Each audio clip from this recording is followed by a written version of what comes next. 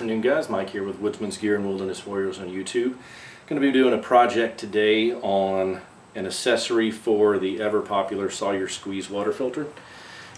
This project will only work for the Squeeze. It will not work on the Mini because of the connections needed on the discharge. On the Mini, all there is the inner nipple for the hose for inline type connections on it, and the little straw deal that they send with it. And it's going to require that this have the male here, or the female that would be on the other side, but it'll require this. So what we're going to be making is a carbon filter add-on that will screw on to the end of it, and you can take it off. It'll be able to, the carbon will be able to be replaced in it. So it'll be an accessory for those who like to use carbon filtration to remove any smells or funky taste in the water, especially after using some of the chemical pills out there, tablets for purifying water, or just crappy water that you get out of a creek or whatever if it happens to have some funky smells. So we're going to get to it. The items that we're going to be using to make this project are going to be 2 of the baby soda bottle test tube deals.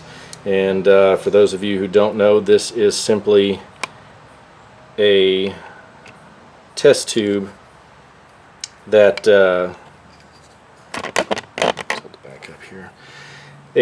Basically a test tube or storage container that is a pre-formed 2-liter soda bottle. And as you see, they've got the plastic soda cap, regular soda bottle threads, and it slightly tapers here out, and then there's a little ring here, you can barely see it on the screen. From there down, it's perfectly cylindrical. So it's going to require 2 of those. You can purchase these things on eBay. They're not very efficient to purchase individually. You have to buy them kind of in a package deal or in higher quantities in order to be able to get them at a really good deal, but not too much money tied up in this project though. The other 2 components are going to be 2 of these. These are tornado tube connectors for kids' science projects or whatever, where you connect 2 2-liter bottles together with one about half full of water, and then you turn it up and you see the tornado whirlpool in it. So we're going to need 2 of those, and then it's going to need 2 of these screens. Another one here, and these screens can be found in some hardware stores in the garden hose section or in the plumbing section where they sell the hoses for washers and dryers. And all this is a garden hose type fitting with a rubber seal and a relatively fine mesh screen that is concaved and pokes out one side. So it's going to require 2 of those, and then of course the filter. So I'm going to get started here, turn the camera around to the saw. We're going to cut some stuff, and then we're going to start putting it together. Alright, so on this first one, where I'm going to cut this thing is about 3/8 of an inch on this side of that line, maybe a 1/2 inch. And I've got the rip fence set up on the bandsaw. I'm going to try to make as straight of a cut as I possibly can.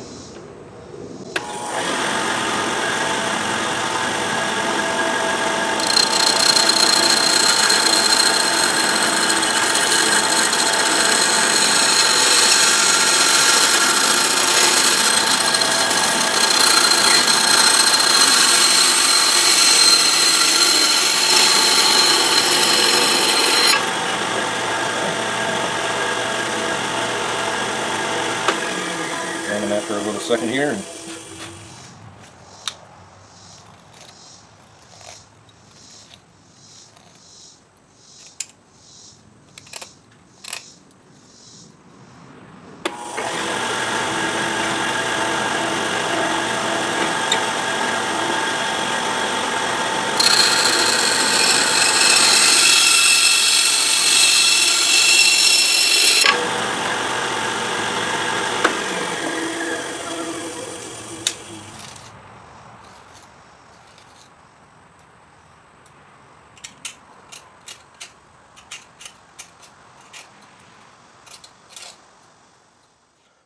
Once we get them put together and make sure that there's no plastic or any little bits that remain in there before we put the carbon in. And what I'm going to do here is move this rip fence over, and I've got to trim off a little bit of one of these tornado tubes.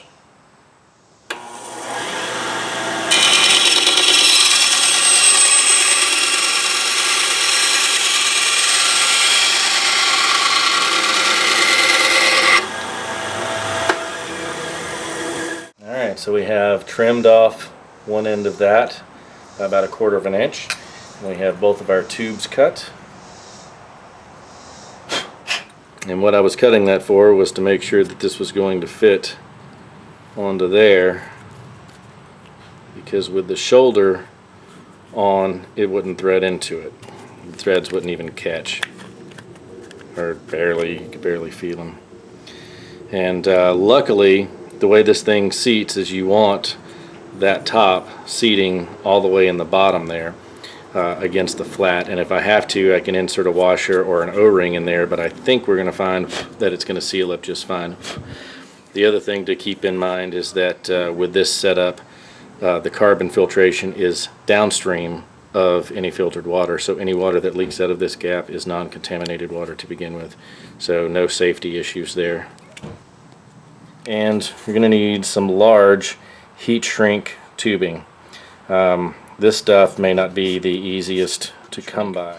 So we're going to take some large heat shrink tubing that will fit over the tubes, and we are going to measure on the tubes what the distance is, and then we're going to cut that amount and slide it over it and then heat shrink them together. So I'm going to get my materials to cut it. I'll be right back.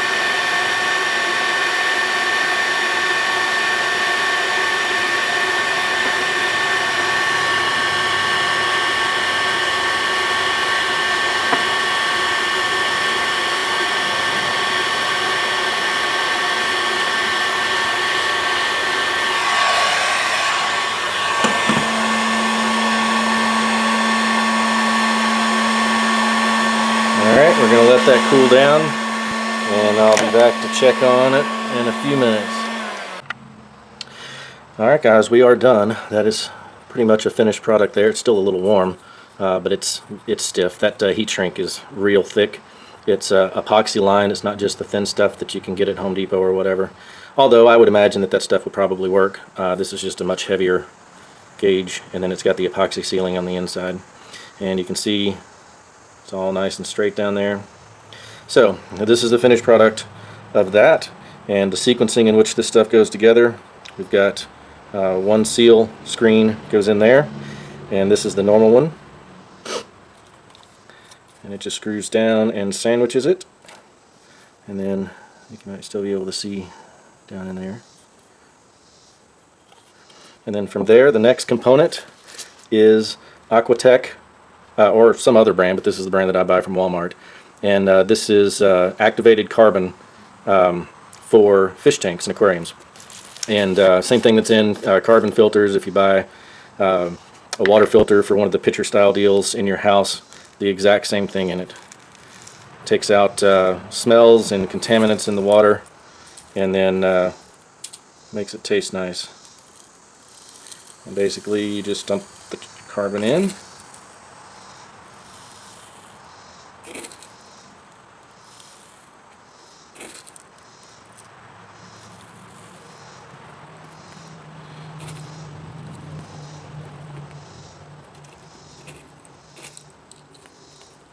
I don't know if we'll be able to get that screen in there, but I'm going to fill it up pretty close to all the way to the top. And so yeah, you can compact that down a little more in there. Kind of work that screen down in it. And then on this one is the one that you cut off. You want to use the end that you didn't cut to go onto here.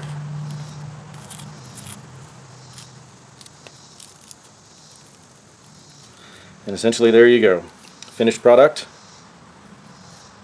Again, materials on this is about $15 or so.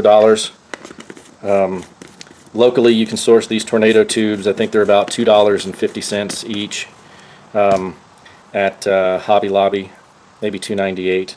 I buy them online from, these are Chinese copies, so they're cheaper. The main difference is they're hex cut on the outside with flat edges instead of perfectly round. But the tornado tubes are probably a stiffer plastic that you find in the retail stores in the kids' toys and science departments. The test tubes themselves will run about $3 each. Excuse me. You can find those on eBay. Some survival stores actually carry them in stock as like pill bottles and little waterproof caches because they work great for that. The epoxy heat shrink you should be able to get at an electrical supply house or Granger, McMaster-Carr, MSC, all industrial supply companies should carry it. Now the problem is going to lie in that. That stuff is about $45 for a 18-inch piece and about $60 for a 3-foot piece. Super heavy duty. I just happen to have quite a bit of it laying around here.